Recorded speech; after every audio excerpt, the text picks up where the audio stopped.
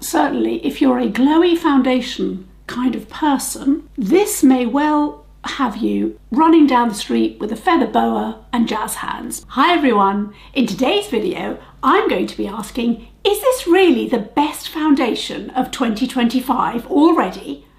I'm Amelia and I love all things beauty, so please join me and let's get the fun started. If 2025 hasn't started with raining men for you, it certainly started with raining foundations. It's been one cracker after another, or has it? I was quite interested to try the Givenchy foundation because I've not used their foundations before, even though I have enjoyed their makeup, but not their complexion products. So I used their shade matching tool online and unbelievably, it's a perfect match. So my colour is 4.5N and it is dead on. I am so excited. I'm going to try it on now. We'll also do a wear test and I'll sort of check in later and I'll write in the comments a bit later as well. Now what you should know is I've already been trying this out for several days, actually for 5 days in total every day. And honestly, if I hadn't liked it the first day, I wouldn't have carried on using it. I do really like it, spoiler alert. However, there are some things that are quite interesting about this foundation, and I think it's not just your average glow foundation. So here goes. I'm going to put a little bit on my hand so you can have a look and let us test the viscosity. Is it running down the hand? Yeah, it is. Yeah, I'd say that's right. It's not running. I would say it's strolling down the hand, but that's fine. It's nice and liquidy. So one pump on my BK Beauty 101. And let's start putting it on and I will tell you about this foundation. So basically this is all about glow. It gives us a 24-hour blurring glow. It gives us 24 hours wear, and because it's a serum foundation, Givenchy are telling us it's going to improve our skin and keep improving it over a 3-week period. So you're basically not going to have to wear the foundation for 3 weeks because that would be weird. But even though you're taking off the foundation, the skincare benefits are so great. I'm just using another pump now to go onto the other side of my face. The skincare benefits are so great that they continue and improve our skin with things like microhyaluronic acid, which according to Givenchy, or they tell us, is 15 times smaller than ordinary hyaluronic acid. What that means is it can penetrate the skin deeper, and so the serum element of the foundation is very much a skincare product that really keeps hydrating and improving the skin as it goes. Now, that's really what was of interest to me because I'm a mature skin, I'm dry, I like a glowy foundation, I really do, and I really like a thin foundation, something that I can layer quite thinly. Now this is a light to medium coverage, so at the moment I'm going to put on a light coverage, and then what I'll do is I'll put more on and see if we can get it up to a genuine medium coverage, because I'm sure there's quite a few of you out there that prefer a medium coverage if you're going to go to the trouble of buying a foundation and actually putting it on and all of that. So I'm putting a third pump on, so far we're on sort of 2.5 pumps, let's see. The light is diffused for a radiant finish, and this has got the Prisme Libre technology in it as of the powder that's been going on for quite, well, they've had the powder for a long time, but as you know, you may or may not know, they've recently reformulated it to, varying degrees of success according to the colour, whatever colour you go for. However, the Prisme Libre technology gives this diffused finish because there are highly finely milled pearls in the formula. And what that means is you're meant to get this lovely diffused skin blurring, pore blurring finish because of the technique and the technology that Givenchy has perfected over the years with Prisme Libre. So this is very much a glowy foundation and they advertise it as such. They say that this was the one thing that I wanted to say with Prisme Libre, where the whole technology is centered around 4 different colors of powder in the powder. They've used the same technology in the foundation with 4 different colors of powder. You can't see them. In fact, when I hold up the bottle, you can't actually see anything other than just the foundation. You can't see any shimmer or anything like that. But what you do see on the skin is, or you're meant to see, is a blurred finish. This comes in 30 shades, all sort of graded in kind of cool, neutral and warm families. There's 30 ml and it's £48 or $58. So this is one sort of thin, I would say, one thin application on the face. All I've got underneath is my normal daytime skincare and my SPF. I haven't used any primer, which is that's what I do when I test a foundation. I'm putting no primer and no concealer because we need to see how the foundation behaves and can stand up without any help at all, including any kind of finishing spray or setting spray. So that's one thin application and that's what it looks like.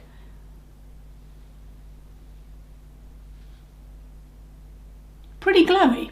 It's glowy, but it's not shiny. The real comparison over time, and that's what I'm interested in, is how would it compare with the Guerlain Glow foundation. This, at the moment, I think is less glowy and more of a natural finish. So it's not got the same shine, but I do really like it. And the colour is dead on. I'm just ecstatic that I got it right. Well, I didn't get it right. It's there. It's the Givenchy shade matcher, I think, was pretty accurate. I can attest that the pictures that they've got of the various people wearing the foundations, I really could see my own skin colour in whichever one I was looking at. Credit to them, because as we know, it was not ever thus. So I'm going to put a second application. I'm going to put one more pump, even though I've got quite a bit still on my hand, and I will saturate the brush just so I don't get it in patches.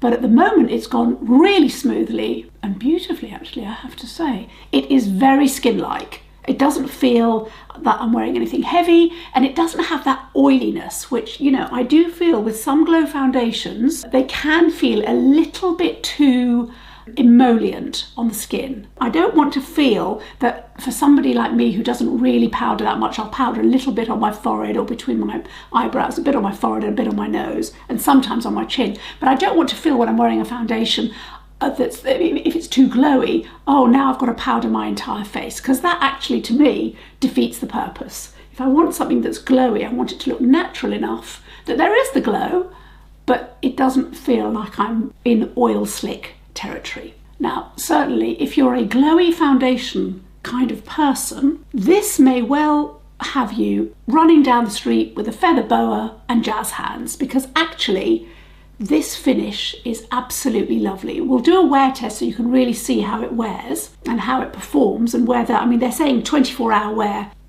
Much as I love you all, I won't be staying up 24 hours, hopefully. As I've said before, it's not always a good sign if I'm up for 24 hours, so I would like to get some sleep tonight. However, I will do a wear test and check in, and we'll see how it's performing. Now, as I said, I've worn it for 5 days, and I've worn it, the longest I've worn it, I think, is 15 hours. And it was great. It had sort of worn off a little bit, but it hadn't gone patchy or separated. But we're going to do it properly with the camera so that you can see, and then you can decide, because these are big considered purchases. There's nothing worse than having a foundation that you've paid for and you don't use, because when you don't use it, you really don't use it. It's not like an occasional use. Foundations have to be absolutely dead right. I think we've got to a medium coverage. This is more than I would wear ordinarily, although, having said that, having seen it now, actually, it's actually very nice. So this is what it looks like. You can see the glow. Now what I will do, I'm going to powder very lightly, and I'm going to use my ridiculously small Hourglass foundation in dim light, not foundation, sorry, powder in dim light. And if I can get my little brush, I'm just going to, this is BK Beauty 116. I'll just give it a little, this is where I would normally powder. Although I have to say, often I'm in a rush and I don't powder, but the optimum is to powder like this. So we'll see. Now the thing that I did do is just to be clear, I did take it sort of around my eyes. I'm not going to put any concealer on, because as I said, we just need to give it a good chance. But I have taken it enough up there. Let's see. This is a nice finish. I'm just going to show you again so you can have a look.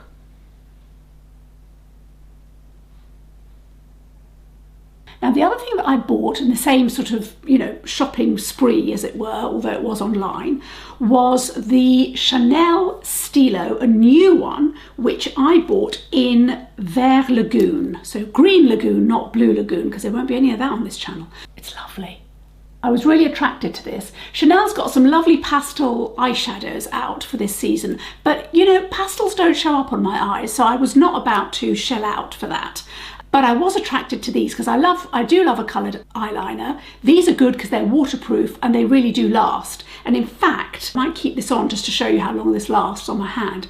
But I do like these and they go on very smoothly. This is the one that I was most attracted to, but it just glides on. There's no dragging. For mature skin, that's just a total boon. And I did think that to get my little, not so much a pastel fix, but a colourful fix, a green burst of colour, I thought this was a nice cost-effective way of doing it. Well, cost-effective within Chanel's world and within the luxury beauty world.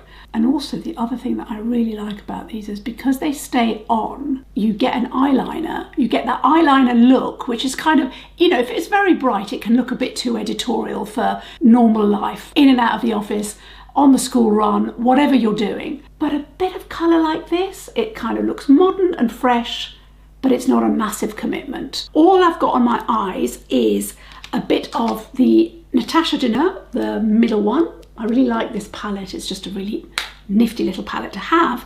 And I used Hourglass Scattered Light in Smoke. And all I did with that is I used a flat brush and I just sort of put it on the eyelid. So you can see that's where the sparkle comes from. I do like these eyeshadows because they're tiny little pots, so they're good for travel.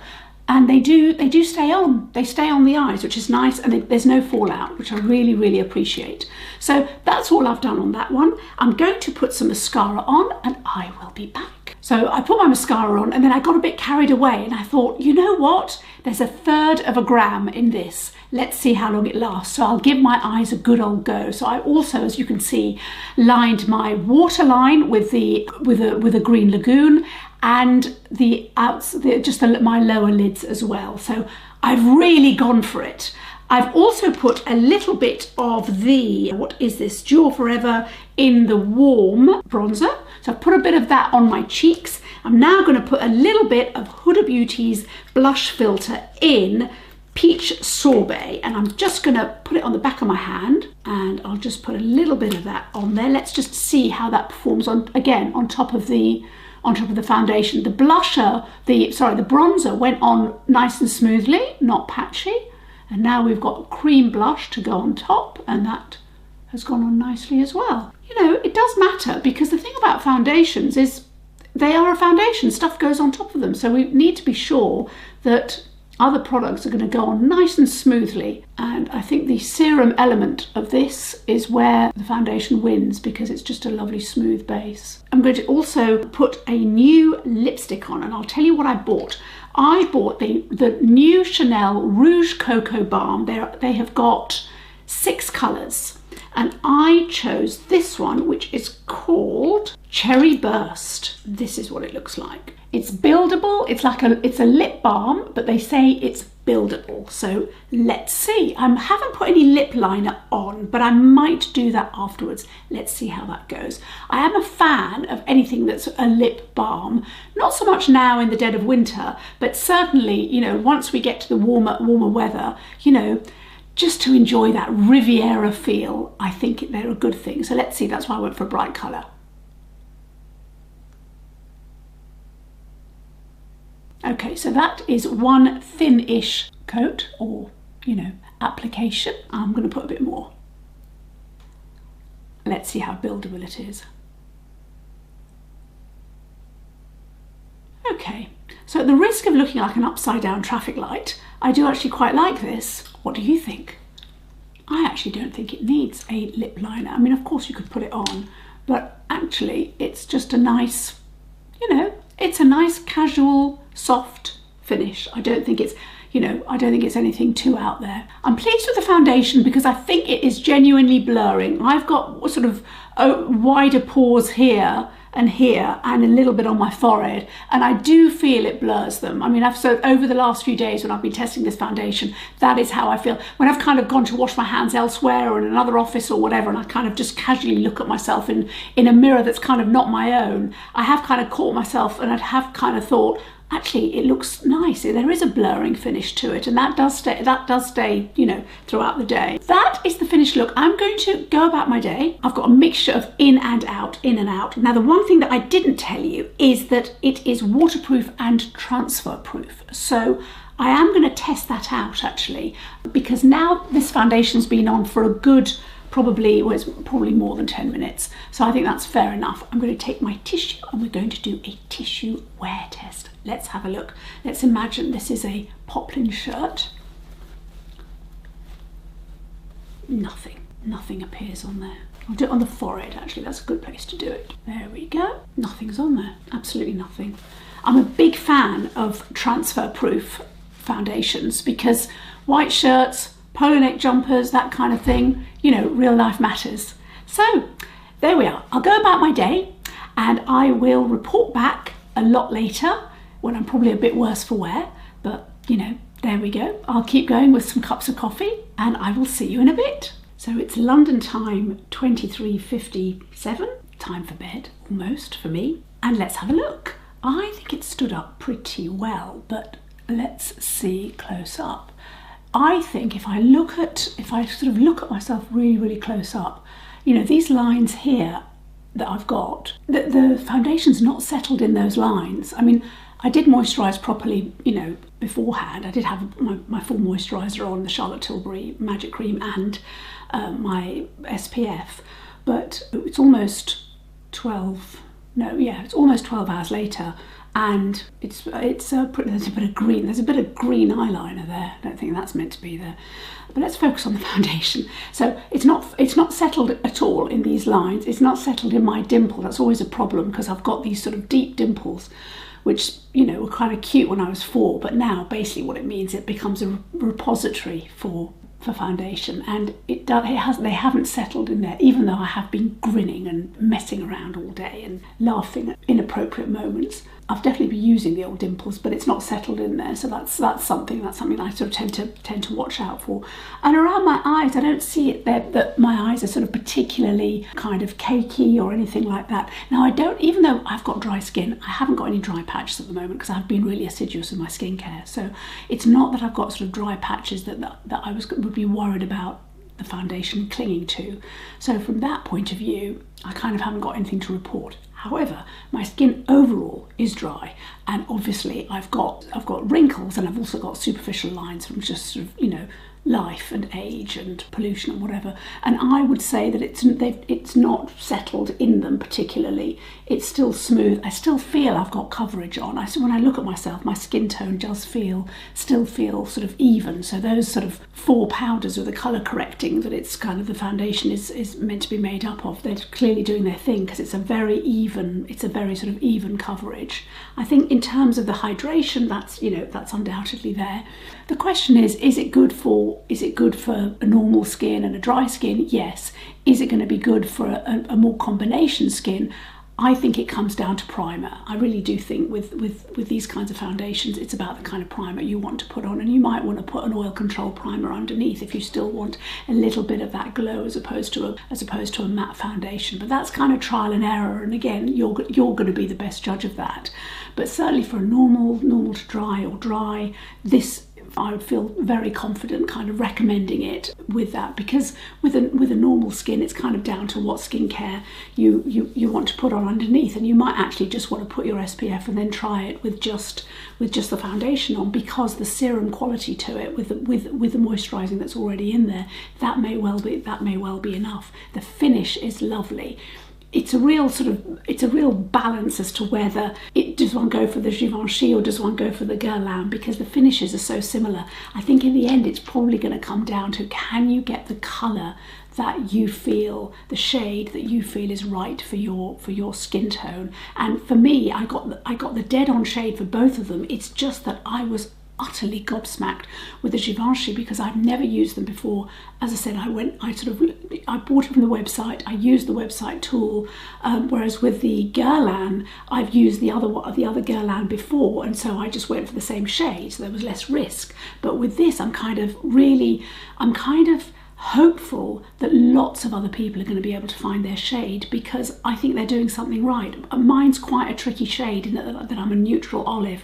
That's really been a shade that it feels to me it's only been in the last sort of few years that I've been able to sort of find my kind of skin tone without it being pink, or even if it said neutral, it just kind of wasn't neutral. So I feel that we might have turned the corner, and that Givenchy is doing something right, even though the shade range is still clearly, there's 30 shades, that's clearly not wide enough for all the skin tones and for the deeper skin tones. But what I would say is it does make me hopeful that the ones that are there, that they are sort of an accurate representation of what you can get for your particular skin tone. So overall, I'm really pleased. The lovely lip gloss, which I really enjoyed, the Chanel, by the time it had worn off after drinking and cups of tea and whatever, I've just put a bit of lip balm on because that tends to be my habit at night time anyway.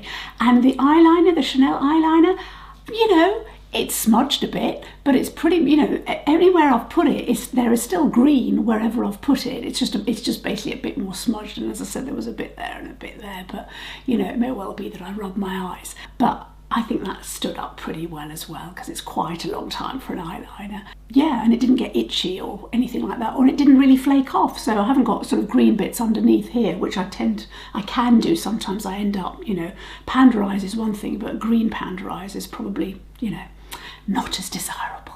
Anyway, so I would love to know whether you're going to give this foundation a try, and if indeed you're tempted by any of the new foundations, and if you're not, what are you using at the moment, regardless of what type of skin you are, and indeed if you are or are not a mature skin type. So do let me know, I really want to hear, and thank you so much for watching. Please subscribe, and I will see you in the next video.